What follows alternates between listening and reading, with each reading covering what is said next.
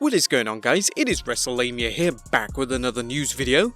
Now the Wednesday Night War is almost here, but there's lots of other news to report, including Brock's motive for destroying Rey and his son Dominic, the latest on CM Punk in the WWE, a new home for AEW, the Raw ratings. Will The Rock call Punk this Friday, and has his appearance led to a surge in ticket sales? Chris Jericho's AEW Dynamite partner revealed, Triple H's war of words, and Mandy Rose and Sonya Deville pitch an LGBTQ angle.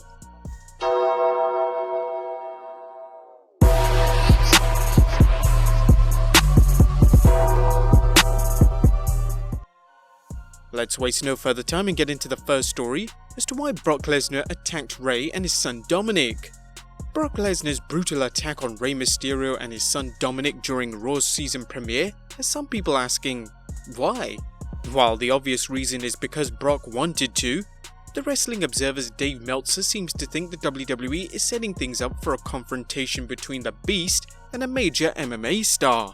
Okay, so that promo he talked about tough guys and mixed martial arts and fighters, that was a promo for Cain Velasquez. Now whether that's gonna end up happening, the whole segment with Rey and everything, you beat up the Mexican and the Mexican superhero badass comes in, that's kinda where the idea was behind everything. Cain is not signed either, so they have an idea. Obviously it's Brock and Cain, and this stuff was in that direction, but it may end up not happening. But that's the destination in theory that this is headed toward. Paul Heyman justified Lesnar's actions as Lesnar being in fight mode for his upcoming bout against Kofi Kingston this Friday. Could there be more to the story? We may find out as soon as Friday. Next up, takeaways from CODY'S AEW conference call. Cody had many interesting things to say yesterday at the AEW Dynamite conference call, with Cody, who serves as one of AEW's executive vice presidents, discussing the following. Note, these are not quotes but a quick summary. He made a point to state he'll never bash anyone at NXT and that Kenny Omega's remarks were him playing his character. Sammy Guevara, who Cody is fighting on AEW Dynamite tonight, will get his AEW title shot at Full Gear if he beats him. Cody discussed how he can use the Rhodes name and that the WWE isn't keeping him from using it. Cody explained he feels he's got the rub from the Rhodes name long enough and is building his reputation on his own. There's a good chance that AEW wouldn't have happened if Ring of Honor and New Japan Pro Wrestling had agreed to let him and the Young Bucks work for both promotions under dual contracts. Concerning AEW's roster size, Cody clarified that his past comment that AEW only debuted 40% of its roster was incorrect, stating math isn't his strong suit. However, there's still going to be a big roster, whether it's AEW stars or the stars they're getting through their talent sharing partnership with AAA.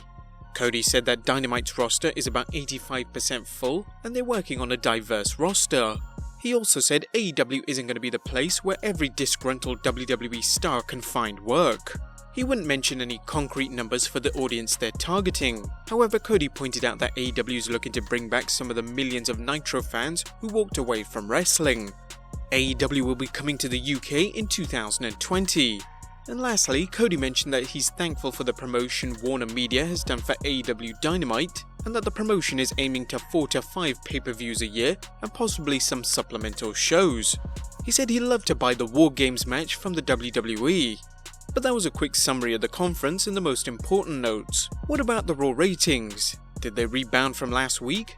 Now Monday Night Football has been sacking Raw ratings, but the Red Brand's season premiere gave the ratings a much needed shot in the arm.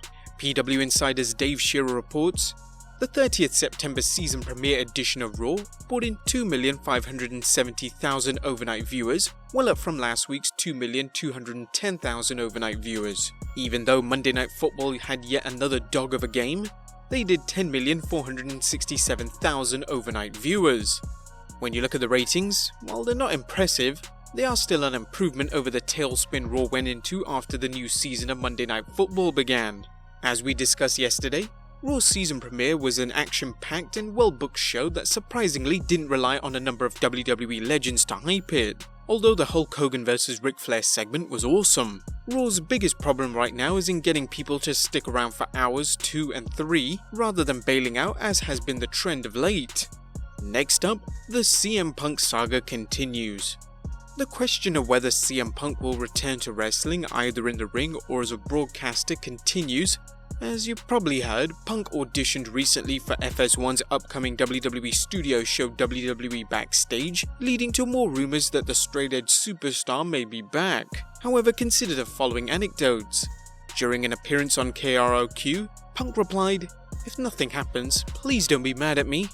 Also, WrestleVotes tweeted the following, regarding CM Punk, I asked, "I got back nothing definitive, as it should be. If and when it happens, it should be super quiet." One source went on to say, "Probably not now, but eventually." So that's that. We will in the future only limit one CM Punk story per video, but during his appearance on the show, CM Punk revealed when The Rock appeared at the Staples Center and called him on his cell phone. Punk stirred the pot saying, "I enjoy The Rock, I do, and I'm not trying to put this out. Gee, hopefully people don't do this. Do you remember the last time The Rock was in the Staples Center? When is this show? Next Friday? Dwayne, call me Friday. Do you think The Rock will actually do it? He might even do it again off the air." Next up, The Rock equals ratings and ticket prices. Speaking of the People's Champ and his just confirmed appearance for SmackDown's debut on Fox, it appears that ticket sales have soared through the roof now that The Rock has been added to the guest list.